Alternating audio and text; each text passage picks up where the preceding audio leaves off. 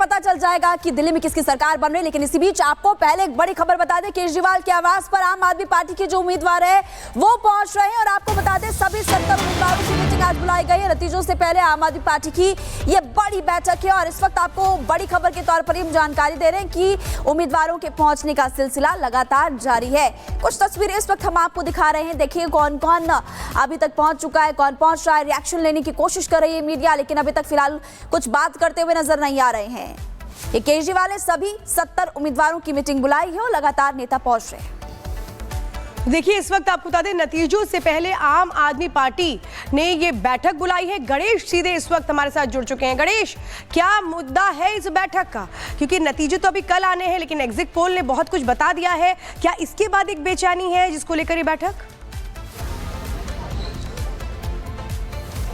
देखिए कल 8 तारीख है और लगभग अब यूँ कहें कि 17 से 18 घंटे का समय बचा हुआ, जब उसके बाद नतीजों या यूँ कहें 8 बजते ही जैसे रुझान आने की शुरुआत हो जाएगी। लेकिन उससे पहले आम आदमी पार्टी के राष्ट्रीय संयोजक अरविंद केजरीवाल ने अपने आवास पर अपने सभी 70 प्रत्याशियों को यहाँ पर चाय पर बुलाया। चाय पर बुलाने के मकसद ये है कि चर्चा की जाएगी किस तरीके से क्या रणनीति होगी आगे की। और देखिए जिस तरीके से जो यहाँ पर कहा गया है कि जितने भी जो करीबन आम आदमी पार्टी के जो सांसद है संजय सिंह, कल उन्होंने करीबन 4:15 बजे का वक्त था जब प्रेस कॉन्फ्रेंस की और उन्होंने कहा कि हमारे 7 ऐसे प्रत्याशी हैं जिन्हें बीजेपी खरीदने की कोशिश कर रही है। बीजेपी उन्हें 15 करोड़ रुपए का ऑफर दे रही है। तो उसके बाद राष्ट्रीय संयोजक अरविंद केजरीवाल ने कहा कि करीब 16 ऐसे प्रत्याशी हैं जिनके संपर्क किया गया है। तो उसके बाद एक बाद जो तमाम वो नेता हैं, चाहे मुकेश अहलावत हो, प्रेम चौहान हो, विनय मिश्रा, उन तमाम नेताओं ने कहा कि हमसे संपर्क किया गया है लेकिन हम टूटेंगे नहीं, हम एकजुट रहेंगे। उसी के सिलसिले को लेकर आज आम आदमी पार्टी के राष्ट्रीय संयोजक अरविंद केजरीवाल के आवास पर बैठक चल रही है, आगे की रणनीति बनाई जा रही है। तमाम विधायक पहुंच चुके हैं।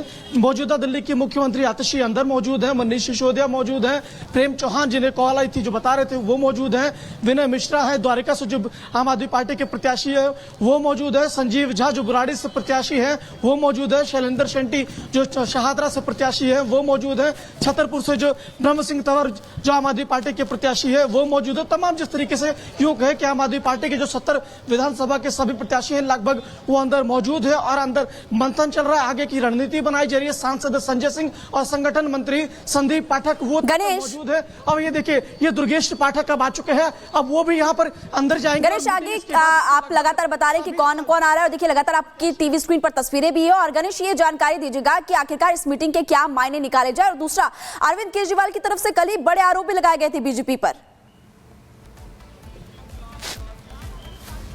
देखिए इस मीटिंग के मायने ये लगाया नहीं, सोचिए कि इस मीटिंग के जरिए सभी जो प्रत्याशी हैं उन्हें एकजुट करने की कोशिश की जा रही है। और सभी ने अरविंद केजरीवाल ने जिस तरीके से कहा कि हमारे प्रत्याशियों को, हमारे उम्मीदवारों को बीजेपी के नतीजे से पहले तोड़ने की कोशिश करिए। साफ तौर से यूं है कि अब एक तरीके से रणनीति तैयार की जा रही है, कोई भी न टूटे, कोई भी न छटके। और साथ ही कहा उन्होंने अरविंद केजरीवाल ने, जब बीजेपी को एग्जिट पोल में कह रही है कि सरकार बन रही है तो हमारे प्रत्याशी हमारे उम्मीदवार से क्यों संपर्क कर रहे हैं। लगातार यूं कहें कि अब एक तरीके से नई पॉलिटिक्स देखने को मिल रही है। आज अरविंद केजरीवाल के आवास पर जो बैठक चल रही है सभी प्रत्याशियों को एकजुट रखने के लिए, बांधने को लेकर यूं कहे कि ये बैठक है। दुर्गेश पाठक, दुर्गेश जी बैठक को लेकर क्या कुछ इस बैठक में? देखिए सभी कैंडिडेट्स मिल रहे हैं, चुनाव खत्म हो गया है तो सब अपनी एक गेट टुगेदर होती है। आपको भी कोई कॉल आया था क्या? अभी मुझे तो नहीं आया है लेकिन बहुत सारे लोगों को आया कॉल। ये दुर्गेश पाठक थे जिनका साफ तौर से कहना था कि मुझे कॉल नहीं आया लेकिन कई लोगों को कॉल आया है। चुनाव के बाद रणनीति बनाई जा रही है कि किस तरीके से अब आगे क्या मंथन होगा, क्योंकि अब महज 16 से 17 घंटे का जो समय विशेष बचा हुआ है,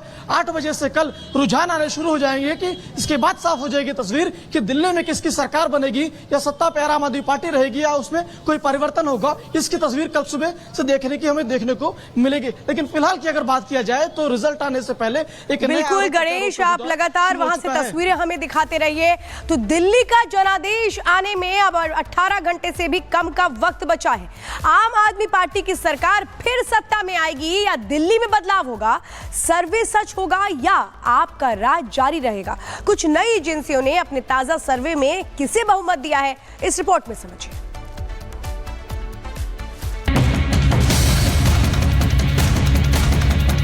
एग्जिट पोल में तो साफ दिख रहा है कि दिल्ली से आम आदमी पार्टी की विदाई तय हो गई। बीजेपी बहुमत के साथ सरकार बनाने वाली है दिल्ली में। नई दिल्ली से भी चुनाव हार रहे हैं केजरीवाल जी। मोदी जी की लहर पूरे दिल्ली में है, और वो मुझे पूरा आश्वासन है कि 40 से 50 सीटें इनकी आ जाएंगी। इस बार दिल्ली में भाजपा सरकार बनने जा रही है। प्रधानमंत्री मोदी ने हुंकार भरी तो क्या दिल्ली की जनता ने राजधानी की सेवा का मौका बीजेपी के हाथ में सौंप दिया है। मोदी के वादों पर दिल्ली ने यकीन करके कमान बीजेपी को देने के लिए बटन दबा दिया है। क्या दिल्ली में 27 साल बीजेपी का सूखा खत्म होने वाला है? 8 फरवरी को शानदार विजय सभा में हम मिलेंगे। विजय निश्चित है।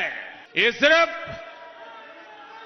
सिर्फ विजय होएगा नहीं, ये प्रचंड बहुमत वाला विजय होना चाहिए। क्या वाकई दिल्ली में बीजेपी की प्रचंड जीत होने जा रही है? इन सभी सवालों के जवाब जनता ने 5 फरवरी को ईवीएम में कैद कर दिया है और 8 फरवरी को साफ हो जाएगा कि दिल्ली का ताज किसके सिर सजेगा। लेकिन ज्यादातर एग्जिट पोल बीजेपी को बहुमत दे रहे हैं। राजधानी से आम आदमी पार्टी की विदाई और बीजेपी की वापसी की बात कह रहे हैं। से भारतीय जनता पार्टी खुश है तो अपनी सरकार बना ले, एग्जिट पोल के ऊपर अपना एक मुख्यमंत्री भी बना ले, कुछ मंत्री भी बना ले। तो जो है असली पोलों के फैसले आ जाएंगे और फिर अरविंद केजरीवाल को ही मुख्यमंत्री बनना है। अब ये तो जनता का जो निर्देश होगा उसको तो हम सबको स्वीकार करना ही है, लेकिन कार्यकर्ताओं की मेहनत और जो मूड जनता का दिखाई दे रहा है, निस्संदेह लगता है कि दिल्ली में डबल इंजन की सरकार बनने जा रही है। अब तक की 11 एग्जिट पोल में ज्यादातर बीजेपी की जीत का दावा कर चुके हैं, तो वहीं सामने आए 3 और एग्जिट पोल के आंकड़े भी बीजेपी की ही जीत का दम भर रहे हैं, जिसमें 70 सदस्यीय सदन में 48 से 49% वोट शेयर और 45 से 61 सीटें मिलने का अनुमान है। सर्वे एजेंसी एक्सिस माई इंडिया जहां आप पार्टी को 15 से 25 सीट पर तो बीजेपी को 45 से 55 और कांग्रेस को 0 से 1 सीट मिलने का अनुमान जता रही है। चाणक्य स्ट्रेटेजीज बीजेपी को 39 से 44, आप पार्टी को 25 से 28 और कांग्रेस को 2 से 3 सीट दे रही है। बात अगर सीएनएक्स की करें तो वो आप पार्टी को 10 से 19, बीजेपी को 49 से 61 और कांग्रेस को 0 से 1 सीट मिलने का अनुमान लगा रही है। यानी एग्जिट पोल के आंकड़ों के मुताबिक बीजेपी सरकार बनाने जा रही है। अब यह भी जानना जरूरी है कि अगर एग्जिट पोल एग्जैक्ट हो गया तो क्यों हुआ, क्यों जनता ने बीजेपी को चुना और 11 साल से सत्ता पर काबिज आपकी सरकार को नकार दिया। भगवाधारी आ रहा है एक बार फिर जोरों से, जय जय श्री राम। बीजेपी का पूरा हवा है। बीजेपी का हवा है। ये तो कह रहे हैं फाइट टफ है, मामला फंसा है। नहीं, बीजेपी क्लियर निकाल रही है और में भी हो सकता है फुल मेजोरिटी से भी ज्यादा है। वजह भाई वोटिंग पड़ रहा है, बीजेपी पक्ष में पड़ रहा है। जो जन के हित में, जो बच्चे के हित में काम करे, उनकी सरकार बननी चाहिए। वो है मोदी या बीजेपी।